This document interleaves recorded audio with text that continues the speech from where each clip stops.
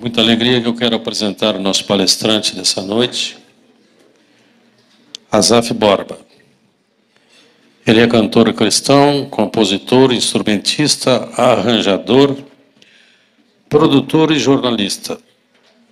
Ele é também diretor da Life Comunicação. Iniciou a sua carreira em 1974 e já compôs mais de 700 músicas gravadas em 79 CDs e em 3 DVDs. Também escreveu 2 livros. Asaf atuou por muitos anos nos eventos da Donep em todo o Brasil e no exterior. Asaf é casado há 36 anos com a Rosane e eles têm 2 filhos, Aurora com 27 anos e André com 22. Está presente o André. Meu irmão. Meu amigo que eu conheço há 30 anos. Vamos receber o nosso palestrante com um carinhoso aplauso. Para mim é uma alegria estar aqui nessa noite. Como já falaram, meu nome é Asaf Roque Souza Borba. Eu sou um mineiro, nascido em Coronel Fabriciano, no interiorzão de Minas Gerais. Filho de um mineiro que morava em Santa Catarina, na ilha de São Francisco do Sul. Quando minha mãe estava na sua primeira gravidez, minha mãe teve um sonho. E nesse sonho ela via um menino com um livro aberto cantando. E ela disse, eu estou grávida, estava grávida e disse, estou grávida de um menino. E foi na Bíblia e abriu a Bíblia assim, aleatoriamente, e caiu em cima do Salmo de Asaf, um dos salmos que está lá no meio da Bíblia. Ela disse, esse é o nome. Daí quando nasceu, não tinha ecografia naquela época, 1958, não, na verdade 56, quando minha irmã nasceu. Quando nasceu, era minha irmã Débora. E ela não se frustrou, mas achou o nome de Débora e pronto. Engravidou pouco tempo depois, 1 ano e meio depois. E meu pai, naquelas coisas de mineiro, morava em Santa Catarina, disse, nós vamos para Minas, que eu quero um filho mineiro. Pasmem. Pôs a mãe no ônibus até Curitiba, morava em São Francisco, perto de Joinville, num ônibus até Curitiba, depois pôs num trem, para ser mineiro mesmo, e foi de trem até a Estação da Luz em São Paulo, depois a Estação Central de Belo Horizonte, com a minha mãe grávida já de quase 8 meses. E foi até Minas Gerais, meus tios vieram buscar de caminhonete em Belo Horizonte, levou para o interiorzão para eu nascer. Quando faltavam poucos dias para eu nascer, o padre da cidade de Coronel Fabriciano, do bairro de Meloviana, chamou minha avó e disse, olha, essa mulher que está aí na sua casa, sua nora, é evangélica. Seu filho não pode nascer na sua casa. E a minha avó não teve dúvida, pôs minha mãe para correr. Disse, filhinha, me desculpe, mas o padre disse que não é para esse neném nascer na minha casa, não. E a minha mãe, desolada, saiu dali e uma tia acolheu na casa e essa tia estava grávida também. E no mesmo dia, dia 4 de outubro de 1958, a minha tia começou a ter dores de parto e a minha mãe também. Daí quando foi 11 horas da noite, nasceu meu primo, o Zé, e 1 hora depois nasci eu, no dia 5. Ele nasceu no dia 4, um pouquinho antes da meia-noite, e eu um pouquinho depois da meia-noite.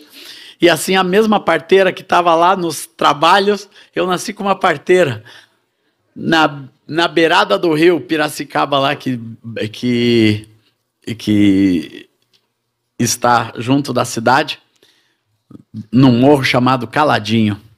E ali começou a minha história, irmãos, dessa maneira. Minha mãe nutriu um desgosto muito grande pela minha avó e eu só conheci meus parentes em Minas Gerais 14 anos depois. Já adolescente, numa viagem... Não, 11 anos depois, numa viagem que meus pais fizeram para Minas Gerais. E nunca convivemos com aquela família em Minas Gerais. Meu pai veio para o Rio Grande do Sul, veio para Santa Catarina, em 1962 foi de Santa Catarina para Ponta Grossa, lá ficou durante a Revolução, que ele era militar, radiotelegrafista do Exército, e no ano de 1967, eu cheguei no Rio Grande do Sul, na cidade de Santa Rosa de Lima, lá no Alto Uruguai, onde tinham construído um novo quartel, primeiro RCM. E lá meu pai foi como chefe do serviço de comunicação daquele quartel. E ali foi onde nós entramos na escola e começou nossa vida social, que eu lembro, né, naquela chegada em Santa Rosa, meus irmãos, eu tinha uma irmã, depois de mim veio um outro irmão e uma irmã que nasceu em Ponta Grossa, Carmélia. E viemos todos para o Rio Grande do Sul, não tinha o Abner ainda, que muitos aqui conhecem. E em Santa Rosa que nós começamos a identificar um pouquinho da vida cristã. Minha mãe era uma mulher crente, sempre foi evangélica, mas meu pai não. Meu pai era um mineiro, judeu, de origem judaica, cheio de crendices, semi-ateu. Semi-ateu porque ele acreditava assim, num Deus meio longe, uma coisa, naquelas crendices, mistura de judeu com interior de Minas. E assim nós fomos criados por um pai que não queria saber nada de Deus, mas deixava a minha mãe nos doutrinar em casa, né, com a Bíblia, com a palavra, com os salmos, e ela ia numa igreja chamada Congregação Cristã do Brasil, a Igreja do Véu, e ali nós nos criamos até os 9, 10 anos de idade, quando meu pai decidiu que eu viria para o Colégio Militar de Porto Alegre. E nessa época, com 10 anos, ele veio, eu fiz um pequeno exame, porque era filho de militar, um exame facilitado, e entrei no Colégio Militar. Naquele mesmo ano, 1970, foi quando eu entrei. Eu cheguei em 69 para me preparar para o Colégio Militar. Meu pai mesmo me deu as aulas naquele final de ano, e eu fiquei interno no Colégio Militar. E o Colégio Militar foi a minha introdução ao mundo.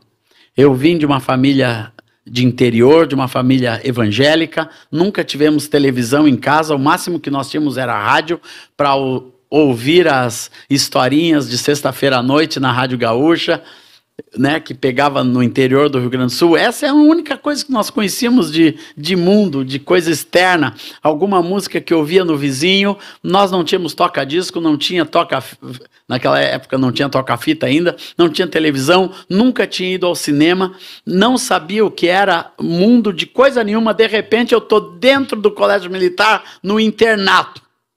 E ali meu pai me deixa e diz: filho, você vai ficar aqui porque eu vou voltar para Santa Rosa e vou buscar a família, preparar a mudança, e me deixou no internato.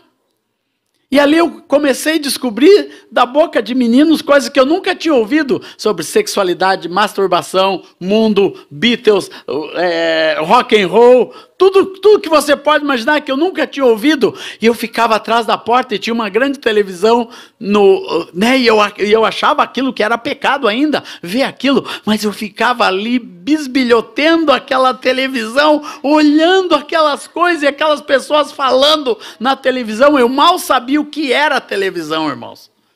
Não sabia mais, aquilo ali foi me cativando. De repente eu estava sentado na primeira fila, né, e os meninos: olha aqui, olha o que chegou. Daí começou a cantar Let It Be, Let It Be. O LP novo dos Beatles foi o primeiro LP que eu ouvi na vida, né? Foi um LP lindo, aquilo me cativou, aquilo entrou na minha cabeça com força, né?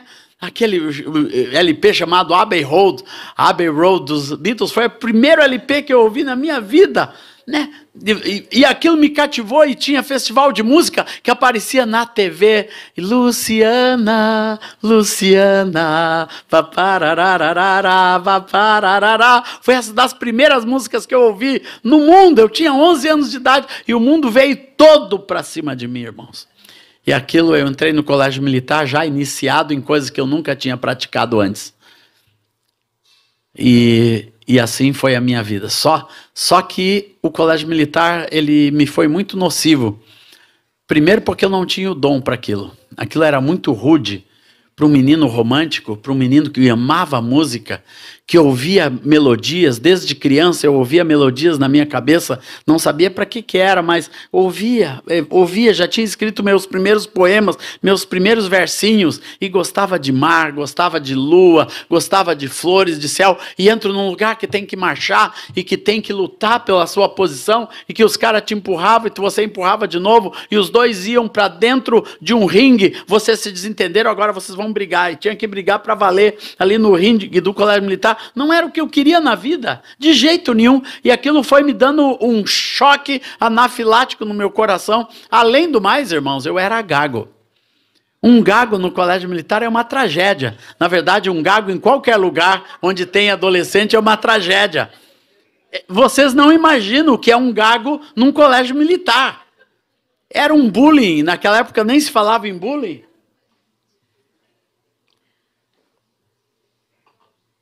Mas quando os professores mandavam ler assim, ia chegando na minha hora de ler, irmãos, começava a vir uma coisa, uma fervura dentro de mim, e na turma também, todo mundo sabia que eu estava passando por aquilo, e quando chegava na minha vez de começar a ler o livro de história, irmãos, isso era uma tragédia.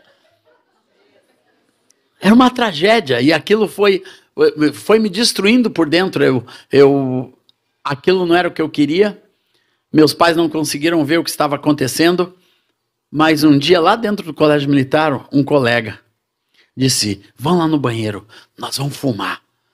E eu já fumava um cigarrinho de vez em quando, e lá me deram meu primeiro cigarrinho de maconha, dentro do Colégio Militar. E depois do primeiro cigarrinho de maconha, já vieram outros que me deram na rua de onde eu morava, que eu fui descobrindo os maconheiros que estavam na porta da minha casa, era uma boca de fumo, irmãos, na porta da minha casa, na Avenida Zenha, pertinho ali da Avenida Ipiranga. E ali eu comecei a experimentar aquilo, e aquilo me cativou. Aquilo me dava uma liberdade, uma alegria, ficava todo solto, né? Gostava de rir, de falar, e eu tocava o violão, daí conseguia tocar e cantar, né? Debaixo do cheiro da maconha. E assim foi meus primeiros passos de adolescência. E com 13 anos de idade, no terceiro ano que eu estava no Colégio Militar, eu um dia, da noite para o dia, eu decidi, eu não quero mais ficar aqui. E já movido por uma atração às drogas, ao mundo, e ao que me cercava ali na Avenida Zenha, e conheci uma turma da pesada que fazia artesanato, eu me cativei muito mais por aprender a fazer artesanato do que continuar estudando no Colégio Militar, ou qualquer outra coisa. Eu simplesmente disse um dia, não vou mais no colégio. Disse isso para minha mãe, disse isso para o meu pai, foi um choque, eles não fizeram nada, meu pai não fez absolutamente nada. Eu disse, não vou mais. Ele, menino, não vai mais estudar? Não vou, não quero, não vou, vou fazer outra coisa. E pronto, acabou. Fora isso, eu queria ser cabeludo. Eu não queria continuar cortando cabelo de jeito nenhum. Eu queria ser cabeludão, como toda a turma da minha rua, toda a turma que estava ao meu derredor, as gurias nos bailes só queriam dançar com cabeludo, não queriam saber de cara com o cabelinho cortadinho.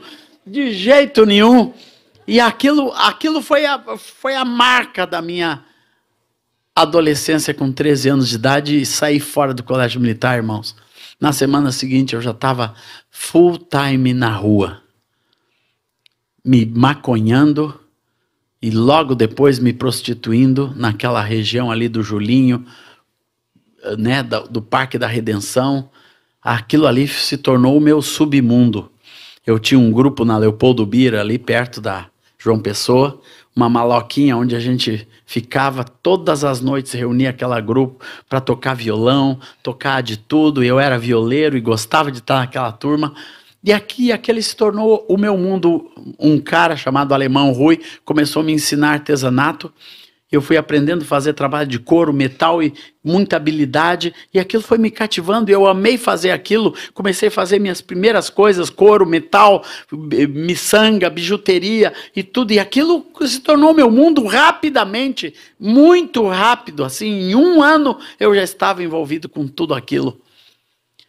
E assim começou um outro pesadelo na minha vida, na minha casa.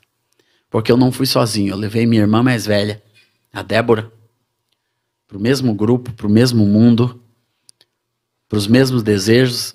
Ela só não parou de estudar, que ela gostava de estudar. Mas ela foi pelo mesmo caminho, pelas mesmas drogas. E ali se tornou... Ali eu fiquei 3 anos da minha adolescência, irmãos. Ali, totalmente perdido, longe de Deus, longe de princípios, longe de valores, longe de escola ou de qualquer outra coisa. Consegui um biscate alguns dias depois com um amigo que me levou para fazer pacote de presente numa loja chamada Reflexo, na Galeria Vila Rica. Há muito tempo atrás, os mais antigos conheceram aquela galeria, era muito chique. E eu ia lá fazer pacote de presente na época de Natal, era um biscate que eu tinha, ganhava um dinheirinho, mas a minha vida era rua. E assim foi até 1975,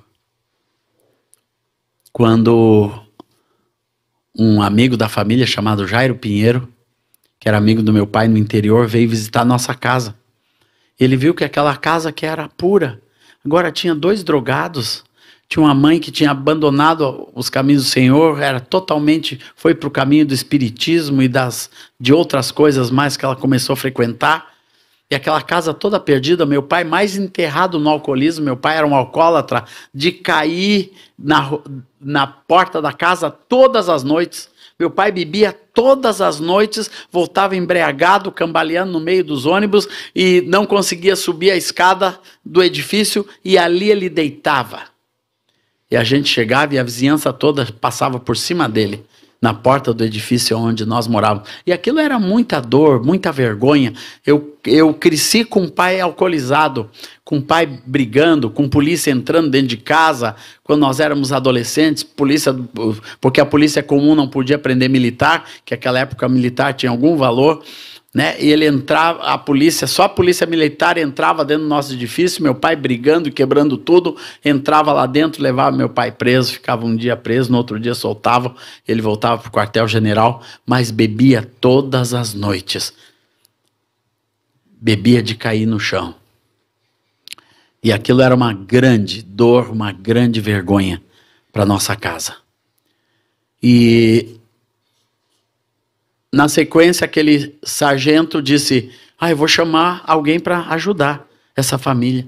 E foi lá e trouxe um tal de pastor Erasmo. Veio ele e a sua esposa Gelsa.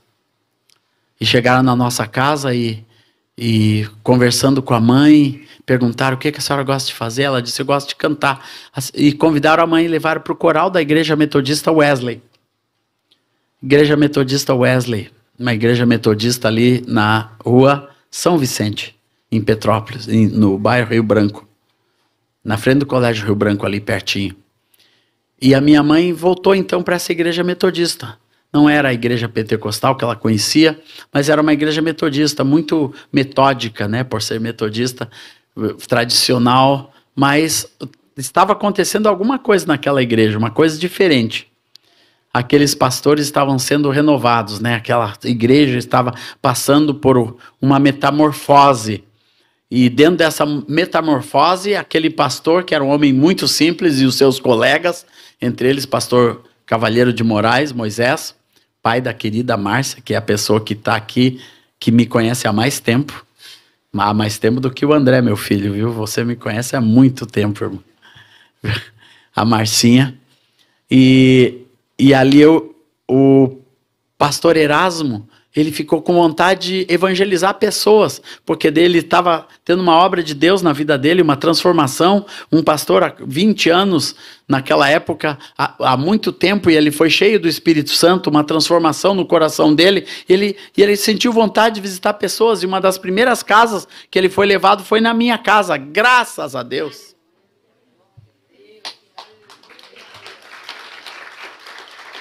E ele foi e trouxe minha mãe.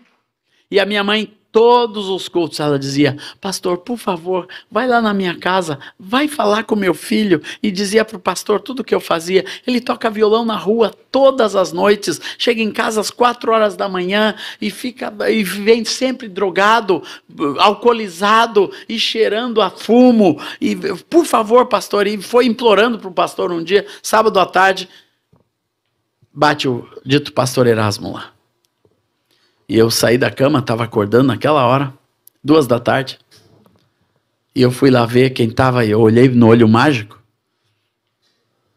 E estava aquele homem magrinho, de preto, com uma biblinha debaixo do braço. Eu disse: esse é o tal pastor que a minha mãe fala. Última pessoa que eu quero ver na vida é esse cara. E ele ficou ali batendo, irmãos. Bem bateu. E chegou, e eu olhando, e eu no olhinho mágico ali olhando para ele. E não abri. Era tão forte, né, a rebelião no meu coração. Não abri, não quis saber. E ele foi embora e eu voltei para a cama. Minha mãe chegou, ficou uma fera quando soube que eu não abri para o tal pastor.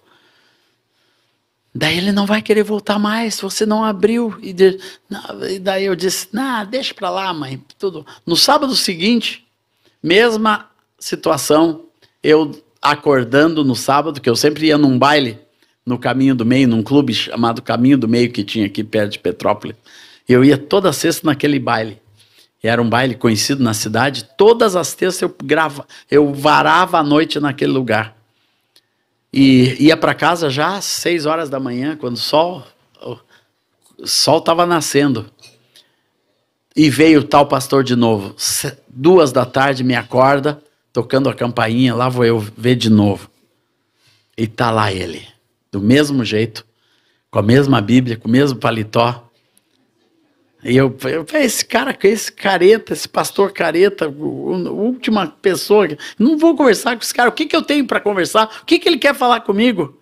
Não tem nada que conversar com ele. Né? Aquela distância, né, entre o que eu pensava, o que eu sentia, aquele homem com uma Bíblia debaixo do braço, com aquele estereótipo de pastor ou padre ou qualquer outra coisa assim. E de novo aquele homem ficou batendo. Só que naquele dia foi um pouquinho diferente a minha reação, porque ele batia na porta, irmãos, e o meu coração começou a palpitar forte, bum, bum, bum, bum, bum, bum, bum, bum. Eu não sabia direito o que era aquilo, mas era a presença de Deus na vida daquele moço, daquele pastor. Era a presença. Às vezes a gente pensa que a gente tem que falar muito para as pessoas. Não, a própria presença. Por isso que a gente tem que estar presente, perto das pessoas, mesmo sem falar. Mas a presença fez uma grande diferença e mexeu com o meu coração de alguma forma. Eu tinha uma vontade de abrir, mas eu não tinha aquela força para simplesmente abrir a porta e deixar aquele homem entrar. E eu deixei ele ir embora de novo. Só que com um certo pesar. Eu corri para a sacada, que eu morava no 3º andar, e olhei aquele homem indo. Eu tenho essa imagem dele indo pela calçada, pretinho, indo embora, desaparecendo no centro comercial ali, que era do lado. E eu fiquei com um grande pesar de não ter aberto a porta. Quando a minha mãe chegou à noite, ela disse: filho, o pastor veio de novo? Eu disse: veio, mãe. Você abriu a porta? Não. Ela ficou muito braba. E a minha mãe, quando fica braba, né André? Ela deixa transparecer, e ficou uma fera comigo. Ele nunca mais vai voltar. O que é isso, seu rebelde, isso e aquilo? Eu disse: mãe, deixa, um dia eu vou lá falar com ele. Um dia não, você vai agora. E pegou no meu braço assim, com uma autoridade. E minha mãe tinha autoridade, viu? Algumas vezes, poucas semanas antes, no desespero de uma mãe, eu estava lá na maloquinha onde a gente fumava e se prostituía, estava lá com toda aquela turma do fumo lá, e entra minha mãe na maloquinha, irmãos. Minha mãe é muito radical, até hoje ela é radical. Ela entrou na maloquinha chorando e disse: Meu filho, onde está você? Eu estava sentado lá com baseado na mão. Ela foi lá, meu filho, eu vim te buscar. E chorando, todo mundo rindo, todos drogados ali, né? Aquela fumaceira de maconha. E ali ela foi lá no canto e me pegou. Vem cá, meu filho, vem. E uma mãe chorando, né? Ela me pegou, me puxou para fora e puxou um cinto que ela tinha trazido, irmão. E começou, ó, no meu lombo. Eu disse, para com isso, mãe. E todo mundo caçoando e rindo, e a minha mãe chorando e sentando o cinto em mim. Então ela já estava comigo pelas ventas nesse sábado, né? Nesse sábado, então ela me pegou e eu pensei que ela ia tirar o cinto de novo. Ela disse, não, você vai agora falar com o pastor. E me levou. Eu, muito magrinho mesmo, irmãos, agora eu sou fortinho, mas naquela época eu era magrinho mesmo, de aparecer todas as costeletas assim, né, de aparecer tudo, eu tinha um tanquinho assim, né, agora tem um tancão. E ela me arrastou 4 quilômetros andando, Avenida Zenha, Pracinha do Julinho, atravessei por tudo aquilo, até chegar ao Hospital das Clínicas, Protásio, até chegar no Colégio Rio Branco, São Vicente à esquerda, me levou na sala do pastor Erasmo, disse, pastor, está aqui ele. Né? Eu olhei para aquele homem com uma vergonha, né? Eu não quis dizer que no sábado passado eu estava atrás da porta, talvez ele soubesse, né? Mas ele simplesmente, irmãos, me deu um abraço. Disse, Asaf, disse assim, bem-vindo.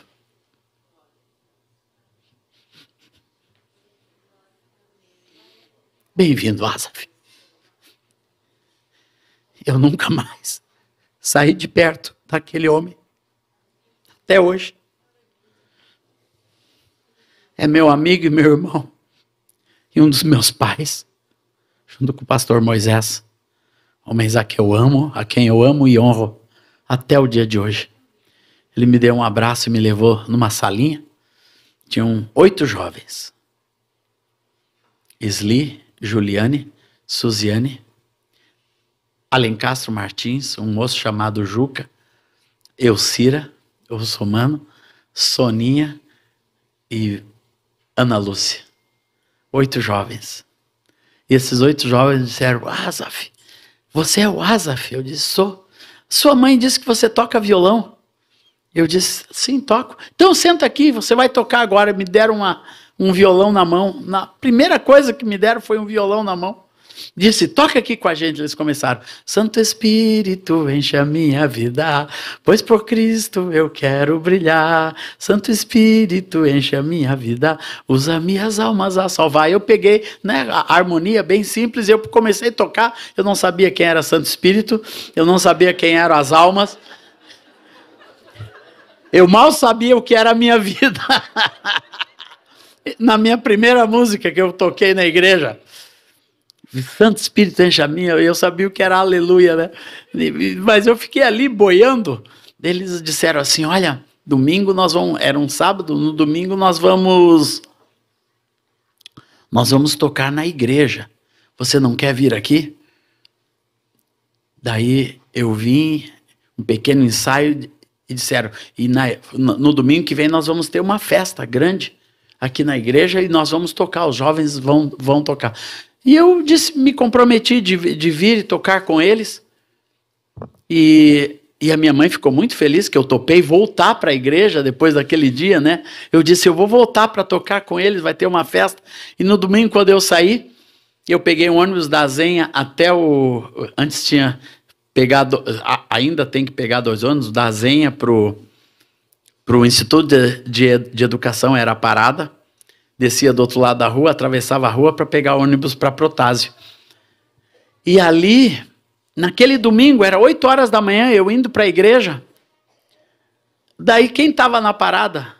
Um dos traficantes mais meus amigos, chamado Aranha. Eu lembro do cara até hoje. O nome dele era Aranha. Daí o Aranha disse, bah, cara, tu tá aqui. Me chamava de Dego. Disse, senta aqui. E o cara, eu indo para a igreja, o cara acende um baseado e diz, vamos fumar esse junto. Eu fiquei ali fumando um baseado antes de ir pro culto. Cheguei muito chapado no meu primeiro culto, irmão. Muito doido no meu primeiro culto. Como o diabo sabe exatamente aonde você está indo, para onde. Olha, assim como Deus, o diabo desconfia do teu destino e para o que Deus já te separou. Ele sabe aonde Deus quer levar a tua vida. E eu acho que o inimigo sabia e sabe, né, onde Deus quer levar a vida de cada pessoa. E ele sempre vai querer atrapalhar o teu destino. E foi isso que aconteceu naquela manhã. E ali eu fumei aquele baseado e fui para o culto, toquei com os jovens, ninguém desconfiou, ninguém sabia. Mas assim começou a minha carreira cristã. Nesse dia, porque eu nunca mais saí do meio daqueles jovens, comecei a tocar naquele grupinho, comecei a tocar com eles, todos os fins de semana ia tocar em alguma igreja metodista ali da região, e eu amei aquelas pessoas, eram elas verdadeiras, puras, e falavam de uma coisa que eu gostava, que era o amor de Cristo Jesus. Eles me falavam que a única coisa que podia realmente transformar a minha vida era o amor de Cristo Jesus. Dentro do meu coração, eu não entendi a profundidade disso, eu não entendi o que isso realmente significava, mas aquilo começou a fazer cada semana um pouquinho mais de sentido, na medida que eu conhecia aquelas pessoas, de modo que o testemunho daquelas pessoas, elas começaram a mostrar que o amor de Deus era uma coisa real, e eu comecei a ser atraído pela vida das pessoas, pela maneira que eles viviam, pela maneira que se relacionavam, que honravam uns aos outros, e aquele amor cativou o meu coração, e eu me aproximei de Deus através daquelas pessoas. Então tenho uma grande dívida de amor por aquele começo, que Deus foi levando pela minha vida fora, e nos meses seguintes, isso foi em maio, no mês de agosto teve um grande evento de jovens que esse grupinho foi tocar na Igreja Metodista Central. E nessa noite, depois que a gente tocou e outros grupos tocaram, tinha um grupo da Assembleia de Deus chamado God Fritzl, que tocou nessa noite que eu me converti. E são meus amigos até hoje. O líder desse grupo chamava-se Hudson Taylor, que é o pastor da Brasa Church hoje, lá da Igreja Brasa. O Hudson era o líder, um dos líderes desse grupo. E eles cantaram, nós cantamos, e no final um pastor foi lá e disse: eu quero dizer aqui nessa noite que alguém precisa entregar a sua vida para Jesus. Alguém tem que mudar o rumo da sua vida. E naquela noite, aquela afirmação, alguma coisa disse, eu pensei, quem será? Né? Quem será? Alguém precisa mudar o rumo da vida? Quem pode ser essa pessoa? E eu fiquei me perguntando assim, quem pode ser? Daí de repente Deus falou no meu coração e disse, é você. É você que precisa mudar o rumo da sua vida. E eu sem hesitar, peguei meu violão, fui lá para frente, me prostrei diante de Deus e disse, eu sou esse cara que precisa mudar o rumo da minha vida. Deus tem que fazer alguma coisa na minha vida. Eu sou esse cara. E ali naquela noite, eu saí daquela igreja leve, irmãos. Metodista Central. Sempre que eu passo naquela porta da igreja, eu lembro o quão leve eu fiquei aquela noite, de 18 de agosto de 1974. Quando eu saí dali, a primeira coisa que eu pensei em fazer, depois de entregar minha vida para Jesus, foi fumar um cigarro. De tão leve que eu estava, queria fumar um cigarro como uma atitude de prazer. Mas na hora que eu puxei minha carteirinha de Carlton novinha, aquele cigarro Carlton que era douradinho assim, quem já fumou sabe do que eu estou falando. Eu puxei o cigarro e disse, não quero mais. Fui no bueiro, na frente da Igreja Central e joguei. Esses dias eu mostrei para o André um tempo atrás, o bueiro onde ficou minha última carteira de cigarro. E joguei ali naquele bueiro. Nunca mais fumei, irmãos. Nunca mais. Fumava desde os 11 anos. Ali estava com 16 anos, joguei meu cigarro fora. E parei de fumar. E ali, no meu coração, eu decidi, não vou mais tomar droga. E comecei a ser fortalecido por aqueles irmãos. Eles me vigiavam o tempo todo. Tinha uma moça chamada Esli Regina. Hoje é uma doutora muito conhecida na área da psicologia, mora em Brasília. Ela e os outros jovens, a Juliane, filha do Erasmo, ficavam me esperando lá onde eu fazia o biscate no fim do dia, para eu não ir me drogar. Me pegavam ali e me levavam para a igreja para cantar e tocar violão e ter comunhão. Ia para casa de uma. A Sli morava ali perto mesmo, a gente ficava na casa dela e começou um cuidado. A gente, naquela época, não chamava ainda de discipulado, mas a palavra cuidado eu sabia o que era, porque eu vivi esse cuidado. E aquele meu primeiro ano foi de muita bênção, de muita vida.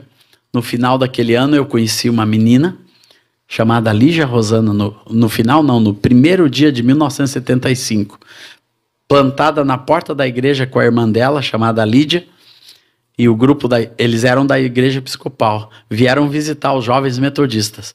E ali eu conheci aquela que seria minha esposa, minha querida esposa, com quem sou casado. Não casei naquela época, demorou mais 16, 24, dá quanto? 8, né? 8 anos depois eu casei com a Rosana. Casei com a Rosana e a minha esposa vai fazer 36 anos agora. Somos muito felizes e a razão disso foi Jesus, viu, meus amigos? Ali começou uma vida nova. Logo depois daquilo, minhas primeiras canções começaram a surgir. Canções muito simples que eu comecei a aprender a cantar para Deus. Eu sou um apaixonado em cantar para Deus, meus irmãos. Eu assim, para mim, eu canto em igrejas pelo Brasil e pelo mundo 4, 5 vezes por semana. Eu, quarta-feira, estava numa igreja em Rio Preto, quinta noutra, sexta noutra, num encontro de jovens, sábado num encontro de pastores, domingo numa outra igreja. E isso não me cansa, essa é a minha vida há muitos anos. Eu faço isso e componho meus discos, componho minhas canções, gravo meus discos, já tenho autorais, eu tenho 49 discos meus, autorais, com Azaf Borba, com as minhas músicas, e mais 30 discos do nosso trabalho e do nosso ministério. Mais 30 discos, 79 discos que eu produzi pessoalmente, onde eu tenho minha mão, em 9 línguas diferentes, em 20 nações diferentes. Esses discos foram produzidos e distribuídos. E eu louvo a Deus por isso, porque isso é fruto de um dom, de um trabalho de perseverança, de ter encontrado, primeiramente, o propósito de Deus para a minha vida. E isso Deus tem para cada pessoa aqui. Deus tem um propósito para a sua vida. E Deus é que tem esse propósito. Não adianta você querer encontrar no seu trabalho, na sua vocação. Não, é o propósito de Deus de fazer de você uma pessoa que faz parte da família de muitos filhos semelhantes a Jesus. Esse é o propósito de Deus para cada pessoa aqui. Não adianta você buscar em nada mais. Só este propósito pode preencher os vazios do teu espírito. E eu, um moço deprimido, porque eu me tornei um jovem totalmente depressivo, ali eu comecei a encontrar a restauração de Deus. No início daquele ano 75, o pastor Erasmo me levou para uma escola chamada IPA, onde eu voltei a estudar, fiz o primeiro grau e logo em seguida fiz o segundo grau. Não terminei o segundo grau, mas fiz o exame supletivo logo em seguida. E 38 anos depois, eu entrei na faculdade, irmãos. Não, 28 anos depois, eu entrei na faculdade e me formei em jornalismo, com 50 anos de idade, que era um antigo sonho. Eu, por muito tempo... Por um bom tempo, eu fui supervisor de operações da RBS TV. Trabalhei primeiro na TV educativa como operador técnico, depois fui para supervisão da RBS TV, porque eu sou um técnico de áudio, antes de ser jornalismo, tá, eu já trabalhava nessa área. Fui supervisor de algumas rádios aqui da cidade e trabalhei com os principais órgãos de comunicação, mas o meu chamado Deus tinha para levar a sua palavra pelo mundo afora. No ano de 1984, eu comecei a viajar para fora do país e nunca mais parei. E Deus já me levou para 52 nações, levando a sua graça e o seu amor produzindo música, cantando louvores, fazendo congressos, ministrando em igrejas, em congressos, em tudo quanto é canto desse mundo. Só não fui para a Oceania ainda, mas todos os outros continentes, inclusive lugares como Japão, Nepal, nós já fomos, Rússia, né? Já estive ministrando lá na Sibéria, já estive no centro da Rússia, levando a palavra de Deus e sempre produzindo e traduzindo minhas músicas, que hoje estão gravadas em muitas línguas, inclusive no árabe. Tenho meu trabalho amplamente difundido no Oriente Médio, não só de gravações, mas também meu livro foi traduzido para o árabe. Eu tenho um livro que fala sobre música cristã, louvor e adoração. Tenho outro livro que é um livro que versa sobre princípios de Deus, falado de um pai para o seu filho, que é esse cara aqui, né? Numa época que ele estava um pouquinho, né, querendo, não chegou a se afastar do caminho do Senhor, mas o inimigo estava puxando, né, filho? Né, puxando, né, empurrando, dando uma empurradinha, jogando tomate na frente para ver se tu caía. Mas graças a Deus não caiu. Mas esses princípios de Deus foram firmados na nossa casa, para os nossos filhos. Isso se tornou também um pequeno livro que eu escrevi, de um pai para os seus filhos, que é uma grande bênção para as famílias. E assim foi nossa vida de casado. Minha vida com a Rosana sempre foi bonita e tranquila. Sabe por quê que o meu casamento é e foi feliz? Jesus. Quando um casal tem propósitos comuns, sabe para onde estão indo. E Rosana e eu fomos assim, caminhamos juntos para o mesmo lugar. Minha esposa canta do meu lado com a mesma alegria quando era menina, né? Quando eu cantava com a minha namorada nos casamentos. Cantei no teu casamento, Marcinha, né? Glória a Deus. E cantei no casamento de todos. Nós éramos solteiros, né? Mas já cantávamos juntos, louvávamos a Deus.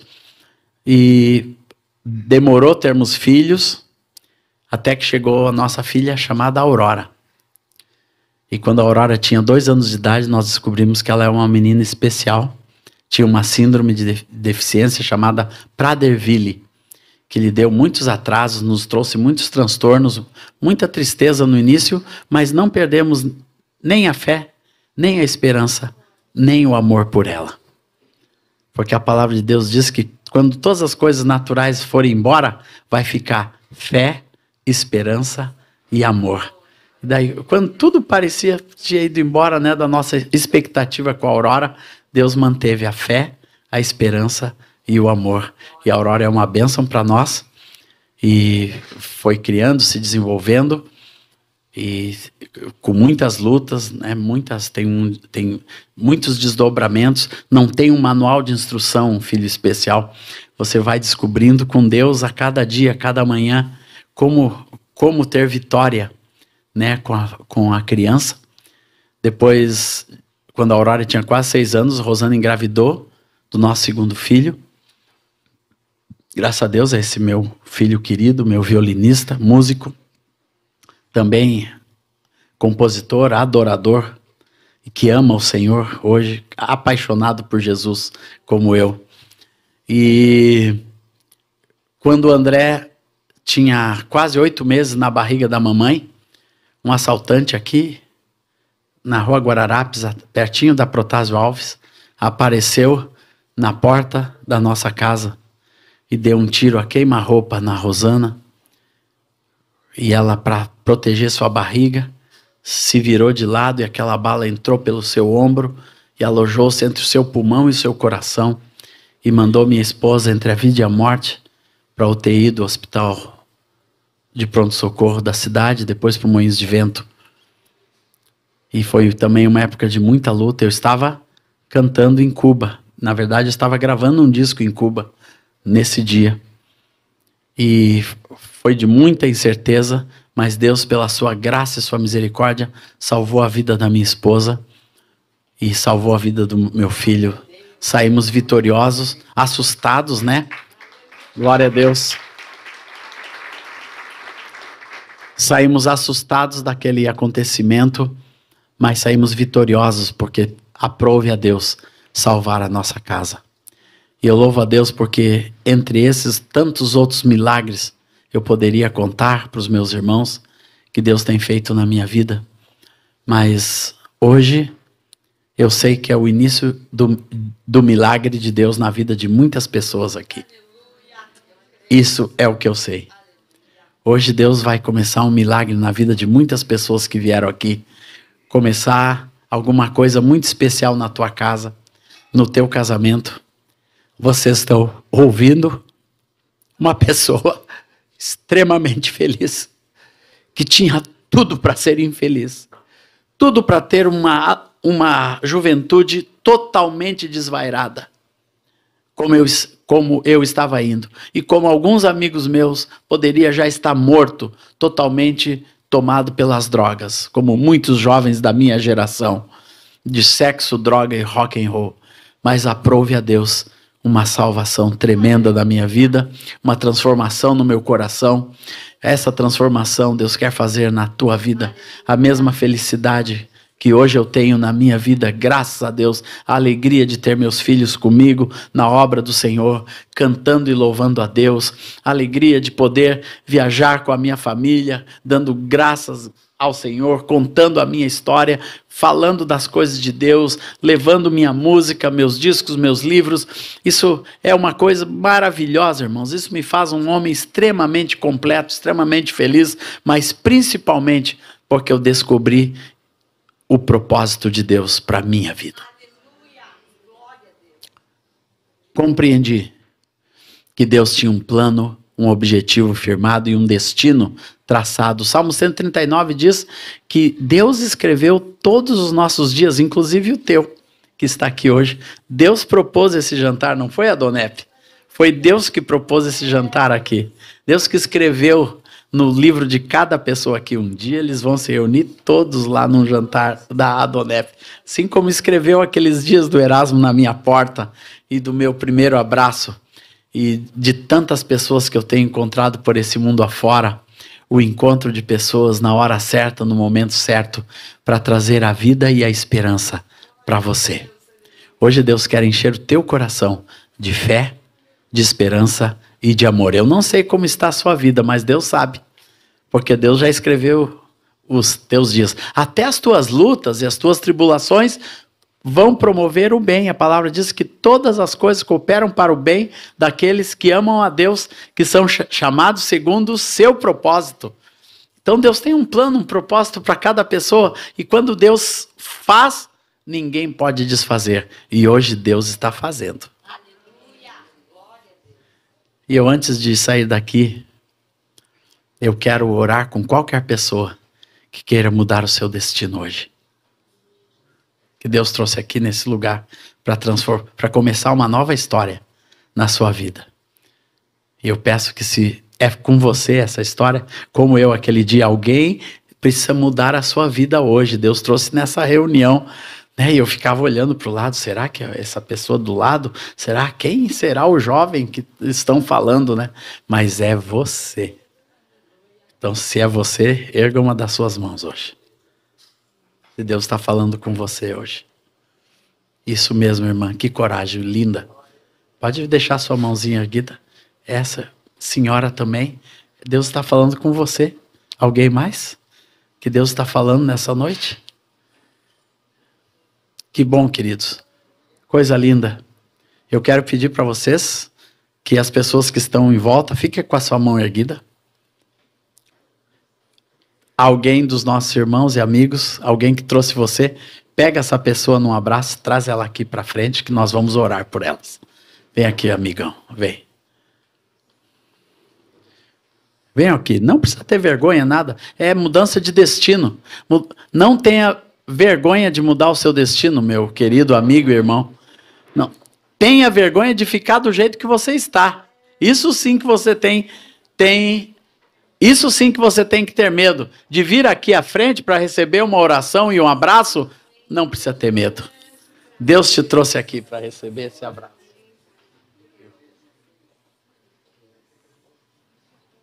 Isso. Agora eu quero orar com vocês. Queria que todos os irmãos que estivessem aqui estendessem suas mãos para essas pessoas. E eu quero pedir que vocês orem comigo. Todos orem juntos comigo esta oração. Senhor Jesus, Neste momento, eu estou mudando o meu destino. Pelo poder da tua palavra e do teu Espírito, que entra no meu coração e me faz uma nova criatura. Eu reconheço os meus pecados, mas reconheço o teu perdão para os meus pecados. Entrego minha vida inteiramente a ti. E de hoje em diante, eu serei uma nova criatura que vai viver a vida de Deus através de Cristo Jesus. Amém. Essa é você hoje, uma nova criatura. Deus abençoe.